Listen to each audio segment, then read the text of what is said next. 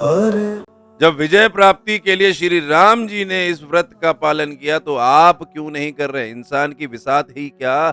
अगर हम श्री राम जी की बात करें तो आप ये देखिए कि ये व्रत इतना पावरफुल है कि अधर्म पे ना धर्म की जीत कर ही देता है। अगर आप किसी कष्ट में हैं, किसी संकट में हैं, तो ये आपका साथी बन के उस संकट को भी दूर कर देगा। ये है विजय एकादशी का व्रत। विजय एकादशी क्यों कहा गया है? क्योंकि इस दिन अगर आप व्रत या पूजा, आराधना करते हो ना, तो आप डेफ़िनेटली विजय प्राप्त करेंगे। और ये विजय ऐसी नहीं कि कोई कॉम्पिटिशन वाली सिंपल विजय हो, अपने जीवन में जिस भी चीज़ से आप हार रहे हैं ना, उस पर विजय हो। रामायण में जब श्री रामचंद्र जी ये संकट में पड़े हुए थे कि इतना बड़ा समुद्र कैसे लांघे और रावण की मायावी जो सेना है उससे कैसे वो जीतेंगे, तब लक्ष्मण जी ने कहा था कि ऋषि वकदल्व्य इसी तट पर हैं, हम वहां पे चलते हैं, उनसे हम कोई सॉल्यूशन लेते हैं। जब उन्होंने बताया कि विजय एकादशी का व्रत अगर आप करते हो तो अधर्म पर ना आप धर्म की जीत जो है वो जरूर स्थापित करोगे, तो उन्होंने भी किया।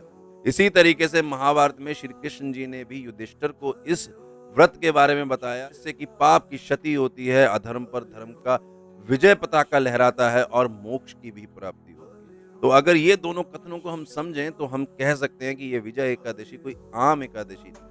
इसलिए इस वीडियो में जो मैं बताने जा रहा हूँ वो ध्यान से सुनना, बहुत सरल तरीके से आपको बताऊंगा ताकि आप इसका लाभ ले सकें। मैं जानता हूँ आप में से बहुत सारे लोग प्रोफेशनल हैं, ज़्यादा इन चीज़ों में नहीं आ सकते, इसीलिए मैं विधि जो बताऊँगा ना वो सिंपल बताऊँगा। आप ना घर में ना पंचामृत बनाएँगे, पंचामृत जब बन गया तो आप विष्णु जी की अगर तस्वीर है घर में या विष्णु जी की आपके पास कोई मूर्ति है तो उनका अभिषेक करेंगे। तुलसी मैया के आगे आप घी का दीपक जलाएँगे।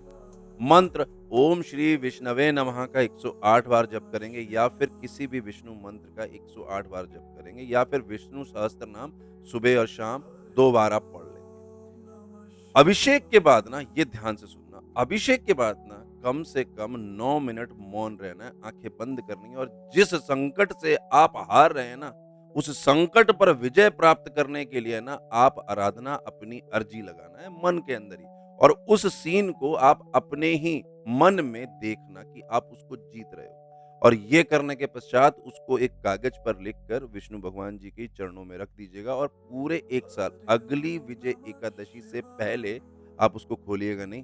डेफ़िनेटली आपका वो संकट दूर होगा और आपको विजय प्राप्त होगी। सीताराम हर हर